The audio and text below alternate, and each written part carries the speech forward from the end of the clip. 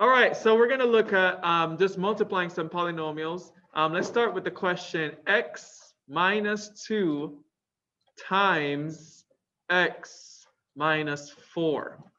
All right, we already know when we're doing these things, we got to distribute each term in one section to the terms in the other section. All right, so I'm going to use different colors so that we're able to keep track. So that first x, I'm going to have to distribute it to both of them. And then that second x, I'm going to have to distribute it to both of them.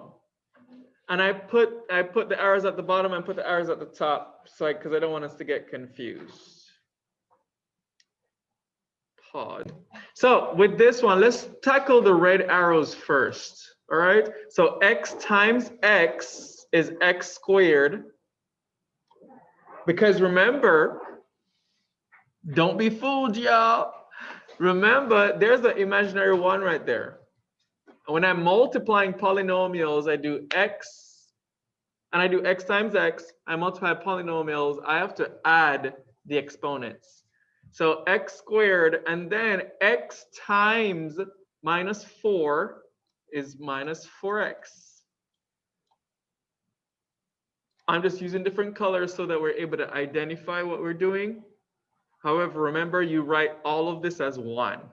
All right, so minus 2 times x is minus 2x. And then minus 2 times minus 4 is positive 8. Now I group like terms. Right here is the only part where I could group like terms. Okay, so it's going to be x squared minus 6x plus 8. I can't do anything else with this, so that's my answer. Let's look at another question. So if, for example, I had x squared minus 6 plus 4x times x minus 2. I really want us to identify that with questions like these, when they're multiplying, we just have to ensure that we're distributing throughout the entire thing. Each term has to distribute to all the other terms in the other parentheses.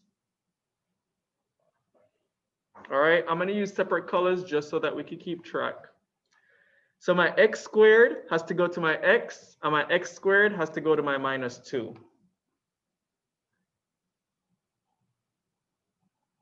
Where's the color? Blue. My negative 6 has to go to x, and my negative 6 also has to go to negative 2. And then my 4x has to go to both terms.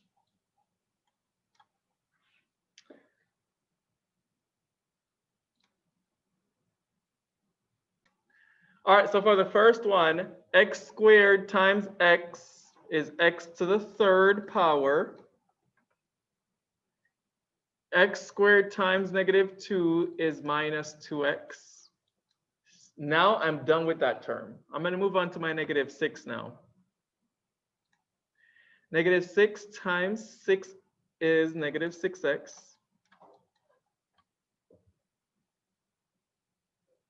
Resume.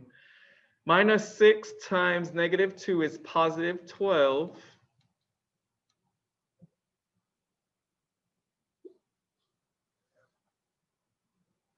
And then now I'm going to go to the 4x.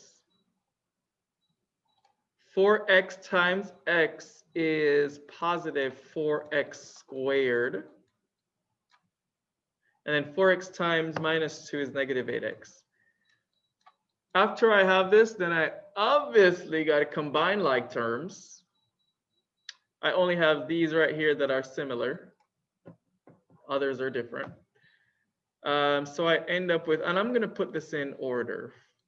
Standard form. X cubed, and then my x squared would go next, plus 4x squared Now I have minus 2x minus 6x minus 8x plus 12. All I did was rearrange. Put my group, I group my like terms together.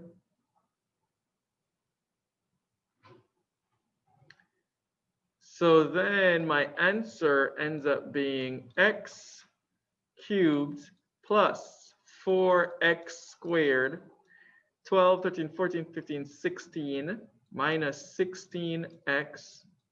I hope you realize whenever you have negative numbers all across, if they're not multiplying, then it doesn't, if you're multiplying, then it turns positive.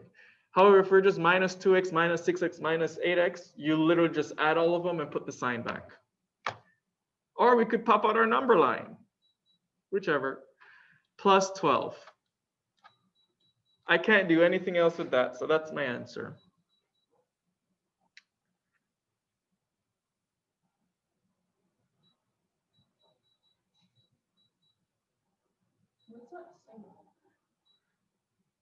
I want us to realize, let's go back to this question. How many terms do we have in here? 2 terms, right? And then how many terms do we have in this one? 2 times 2 is?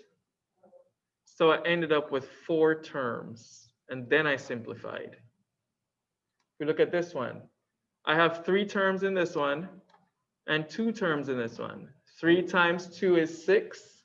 So I ended up with 6 terms, and then I simplified. So after you've made your first step and you don't have the right amount of terms, we know something's happening. Okay? Literally just wanted to review multiplying polynomials. Again, this could be extensive. Yeah. We're not going to make it extensive to all that. I did already